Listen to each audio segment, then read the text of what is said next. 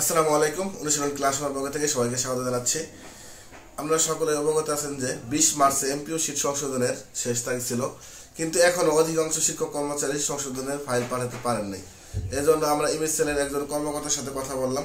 কথা বলার পরে আমরা যে বিষয়গুলো জানতে পারলাম তা হলো, আমরা ইমেজ সেলের কর্মকর্তার কাছে কিছু প্রশ্ন করছিলাম। তার মধ্যে তিনটা গুরুত্বপূর্ণ প্রশ্ন আমি এখানে আপনাকে জানাচ্ছি। প্রথম প্রশ্নটা করেছিলাম, অনেক শিক্ষক কর্মচারী যারা 20 মার্চের মধ্যে এমপিও সংশোধন ফাইল পাঠাতে পারেনি, তাদের জন্য করণীয়টা কি? তিনি বললেন যে সময় সীমা বৃদ্ধি করা হবে। দ্বিতীয় প্রশ্নটা ছিল এটাই, কবে নাগাদ এই সময় বৃদ্ধি করা হবে? তিনি উত্তরে বললেন যে সামনে ঈদকে মাথায় রেখে এই সিদ্ধান্ত নেওয়া হবে। ঈদের আগে হতে পারে বা ঈদের পরেও এই সিদ্ধান্তটা নেওয়া হতে পারে। ঈদের আগে কি মার্চের বেতন দেওয়ার পরিকল্পনা আছে কি? তিনি বলেন যে ঈদের আগে আমরা শুধু ফেব্রুয়ারি এবং ঈদ বোনাসের নিয়ে কাজ করছি, মার্চের বেতন দেওয়ার কোনো পরিকল্পনা আমাদের এই মুহূর্তে নাই। সবাইকে ধন্যবাদ। এই ছিল সর্বশেষ আপডেট ইএফটি সম্বন্ধে।